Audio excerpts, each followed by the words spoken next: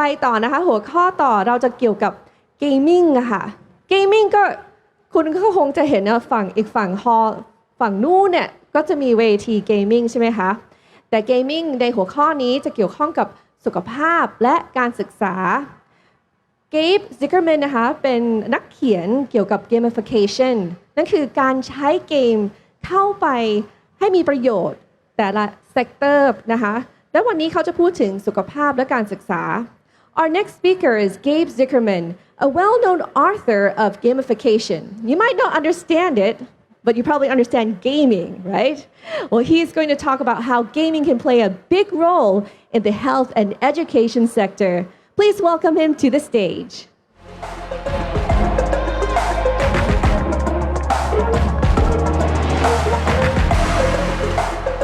Oh, that's here. ขอบคุณครับ Hi, everybody. Thank you. My name's Gabe Zichermann, and today I want to talk to you about making a change in your life, making a good change in your life. Everybody always says that they want to be better. They want to do better. They want to learn more, and they want to be more healthy. But it's easy to say this, and it's much, much harder to do it in practice, in our lives, every day. And there are many reasons why that's the case. And one of them, I argue, is television. There's so much great television available to us today that it's very easy to get distracted. This is a show, I can't speak Thai, but this show looks very cool. So hopefully it will come to America someday with subtitles and I can find out what they're talking about. But that's one reason. Another reason why it's hard to do what it is that we know we should do is because we get busy. Our lives get more complicated. And when you come home from work, you say, or you come home from school, you think, well, I am distracted and I have many different things that I want to be doing. And so it can be very hard to take what you want for yourself and for your family and turn that into a practical, real thing that we execute. And so we have a few options for enabling this to occur. The first one is what's called a Ulysses Pact. Now, I'll explain what that is. Ulysses is this guy in the picture. It's from Greek mythology. And in the Greek myth, Ulysses wanted to sail between two islands. But between these two islands, there were mermaids, sirens. And the mermaids lived there, and what they did was they tried to kill the sailors who were sailing by. So they would sing a song, and the sailors would think this was the most beautiful song in the world, and they would follow the song and then die. But Ulysses wanted to go between the 2 points and didn't want to die. So in the legend, what he did was he asked his team, the other sailors on the boat, to fill his ears with wax and to tie him to the ship so that when they passed through the sirens, he would not go crazy and want to kill himself. So this idea is called a Ulysses Pact. It's where you say that you want to do something with your life or with your behavior, and you ask someone else or something else to help you accomplish that. It's used often in psychology with patients who have schizophrenia, because often when you have schizophrenia and you get medicine from your doctor, afterwards you feel better, and then you don't want to take your medicine anymore. And so this concept in psychology really originates in this area of schizophrenia, but it's applicable to every aspect of our lives. Now, if we really want to make change, the best way to have a Ulysses Pact is to have it be enforced by software. Because most of us do not have a team of people who follow us everywhere we go, making sure that we behave properly and making sure that we accomplish the goals that we have in our lives. We have only software.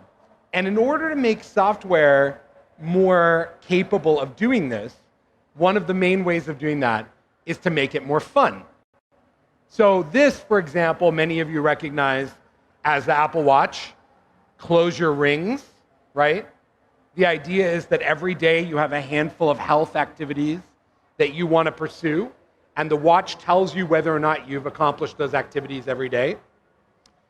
The thing about the Apple Watch that makes it work, where other tools and systems in the past have not worked for helping people get healthier, is first of all because the watch is always on your hand.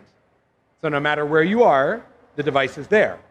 But the second thing is that it's designed using an idea from games, a concept called gamification, which is making everything in the world more fun so that we can get people to do things that they should or need or want to do.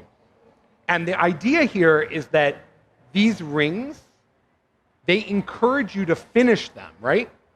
But you think, oh, that's pretty stupid. Why would anybody care whether or not their rings are completed or not, right? It makes no difference to you. Nobody will know. It's only between you and the watch. And this taps into one of the main psychological drives that we use in games, which is completion.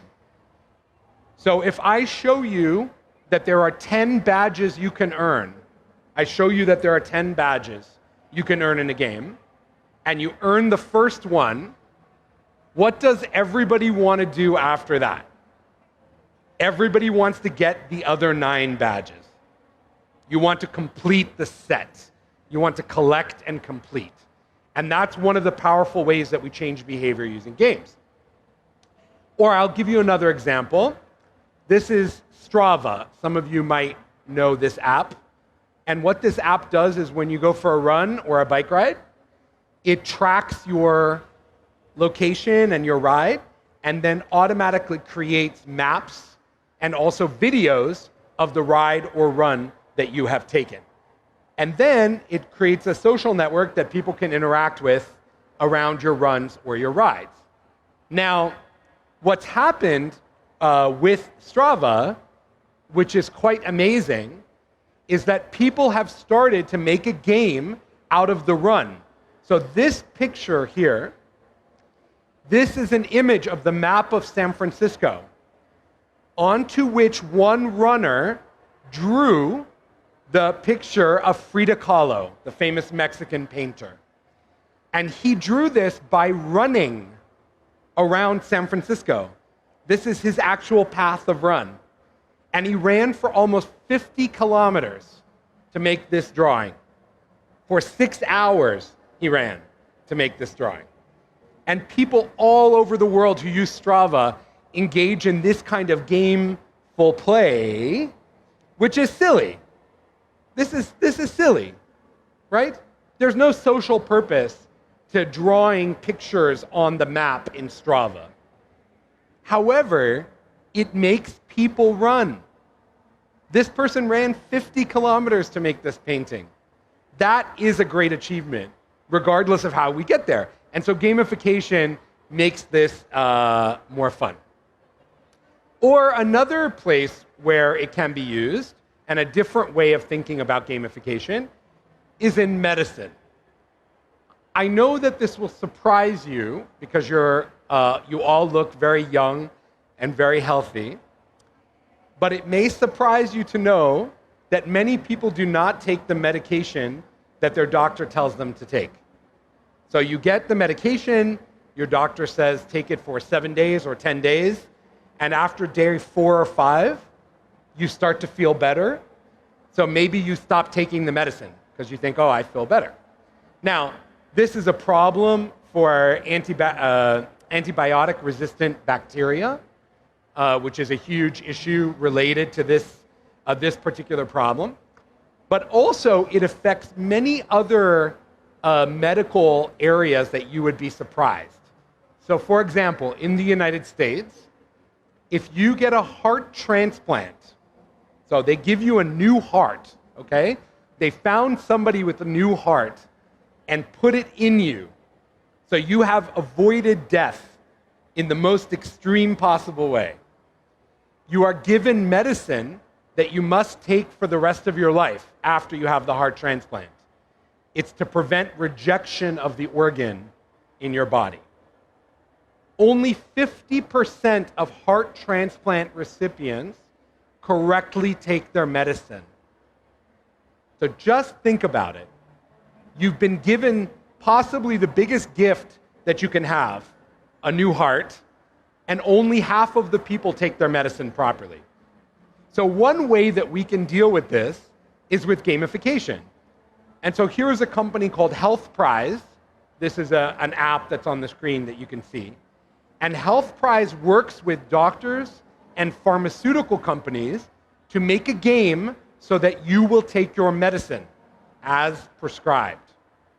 And the game encourages you to do this by giving you prizes and rewards and achievements for taking your medicine. And it has been hugely effective. So in one trial, it increased adherence to a medicine regime by as much as 70%. 70% increase in people taking their medicine because it was fun, which is really cool. Or there's another example in language learning. Many of you may know Duolingo. You may have seen it before. And I don't think they have a Thai language capability yet. But many of you will have seen Duolingo. And Duolingo uses games to teach people new languages. And so far, over 200 million people have used Duolingo to learn a new language because it's fun. And one of the interesting things about language learning is it's not easy, okay? It's hard. No matter what we do, no matter how we make it fun and engaging, it's going to be hard to learn a new language. I'm sure that every one of you has at one point studied another language, and you know how hard it can be.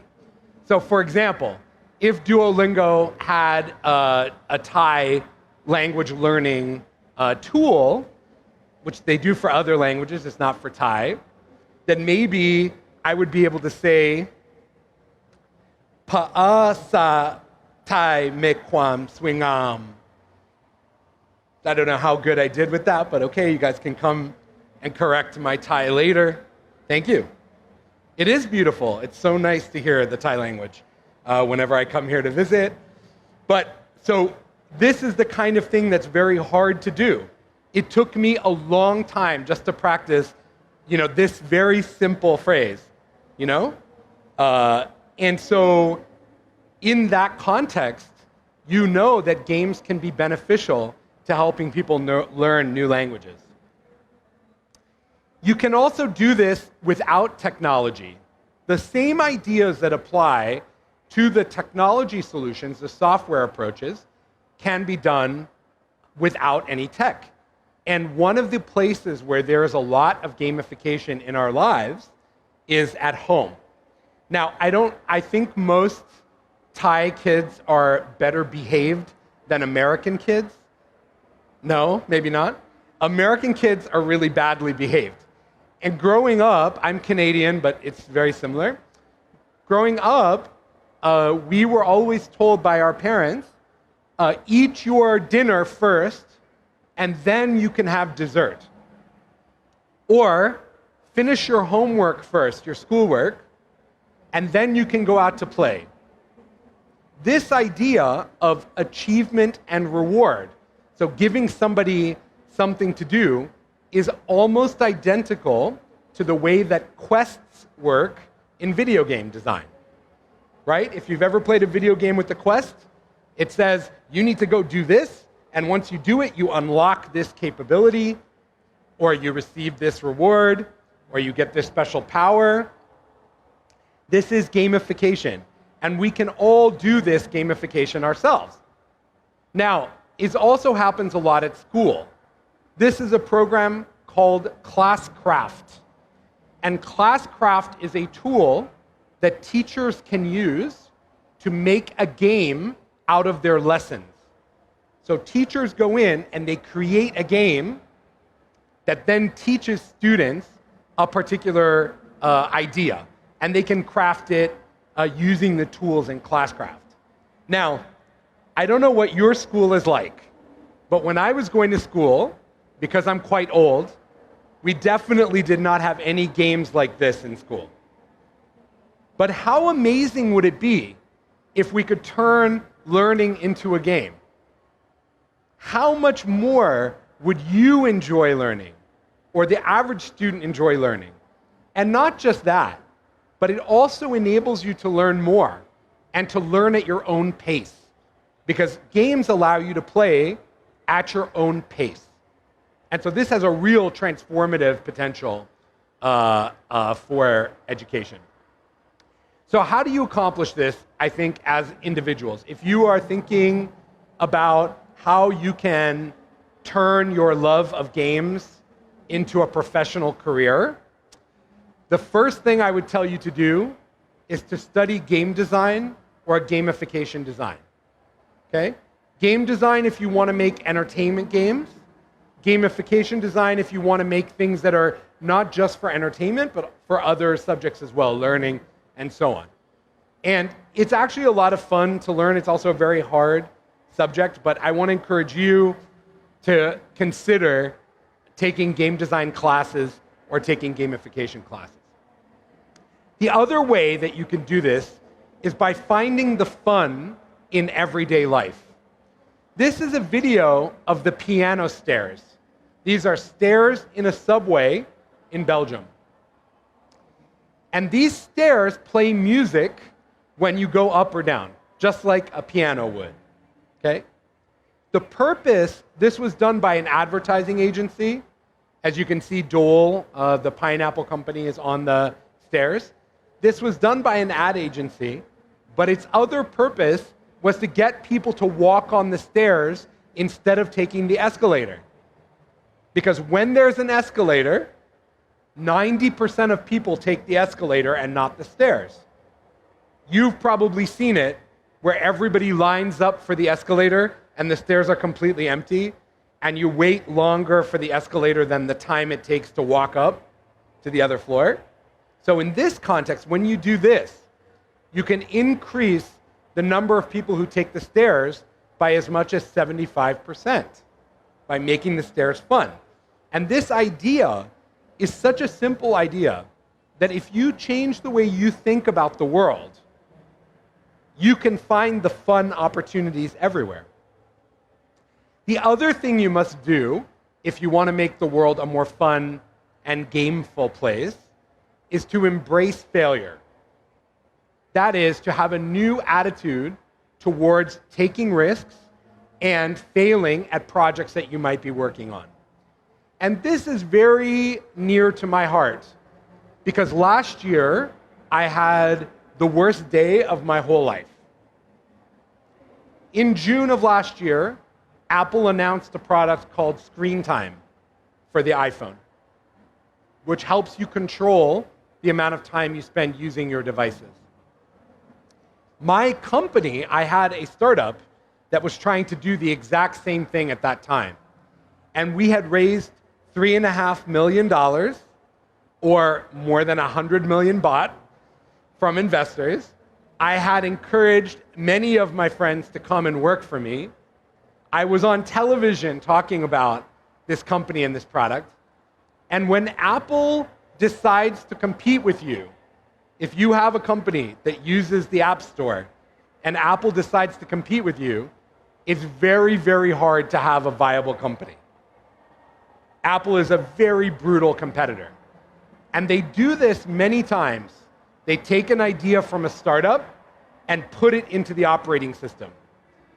They do it so many times that in the tech industry in the US, we have a word for when Apple steals your company's idea and puts it into the operating system. And that word is Sherlocking. It's an actual phrase that refers to a company that Apple did this to many years ago. So it's quite common, but it's really terrible and it feels awful. And so one of the things that I wanted to do when I was experiencing this is I wanted to figure out if there were different approaches to failure, different ways of thinking about failure. And so one of the first things I did was I researched some famous people. And so many of you may recognize Walt Disney on the screen. He's one of the great creative geniuses of the 20th century, certainly in American cinema and art. And funnily enough, Walt Disney had many, many, many failures in his career.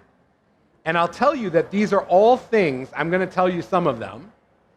These are all failures that he had that are not part of his official biography.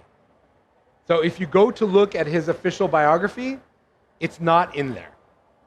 So the first one, his first studio, he opened an animation studio. His first studio went bankrupt, and he had no money.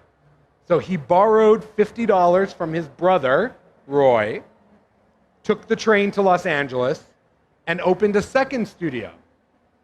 And guess what happened to the second studio? It also went bankrupt. Though he was producing content, he went bankrupt. He wasn't a good businessman. His character Mickey Mouse, that is very familiar to us, was turned down by 3 different studios in Hollywood. 3 studios refused to take Mickey Mouse. It was only the 4th one that agreed to take it. His movies, Fantasia, Pinocchio, and Pollyanna, all of which are very famous animated films, they all were huge failures at the box office. They each lost more than $1 million and almost bankrupted the Disney company when they were released. And Disneyland, which of course is the happiest place on earth, the magical amusement park, Disneyland was so controversial when Walt wanted to open it that his company, the Walt Disney Company's board, forced him out of the company to build Disneyland. He had to mortgage his life insurance policy. So he took a loan from the bank against his own life and started Disneyland on his own. So unpopular. The opening day of Disneyland was so terrible that in the Disney company today, that day in 1955 is still called Black Sunday because it was such a bad day for the business, a really terrible day. So you can see that despite being a very successful person, he went through many, many failures in his career. And we also don't talk about his failures. And I think that's a problem. Another couple of people who had a very unique attitude towards failure were Orville and Wilbur Wright, which some of you might know as the inventors of the airplane. So Orville and Wilbur, when they wanted to invent the airplane, before them, there were many, many people who tried to make an airplane that didn't work. Many, many failed airplanes. And they knew that when they were going to design an airplane that worked, they had to do 2 things at the same time. Number 1, they had to design an airplane that would fly. And that's the most obvious one. But number 2, they also had to invent an entirely new skill, which is called piloting. Because before the airplane, there was no piloting skill. So they knew they had to build the item, the object, and develop the skill to be able to control it, right? So the first airplane that Orville and Wilbur built, the first flyer, was an exact replica of a previous plane that had crashed. The first one was an exact replica of the crashed plane. And what that means is the Wrights knew that their first plane was definitely, absolutely, positively going to crash. They knew that it was going to crash. They got into a plane and flew it, knowing that the plane was going to crash. Why? Because they knew that if they didn't experience the problem with the plane with their own eyes and their own hands and their own body, that they would not be able to solve the problem. They would always wonder what they didn't know. And funnily enough, for the first few years, as they were trying to make airplanes that would fly and teach people how to pilot, they had many crashes. They had a crash every few days. They would always invite big groups of people to see the crash. The crashes always had a really big group of people. Why would they invite people to watch them crash? This is so embarrassing, right? They're trying to build a business, trying to build an airplane, and they're inviting people to see them crash. And the reason is they needed feedback. They needed those people to say, oh, I saw that it wobbled. You hit the ground this way or that way.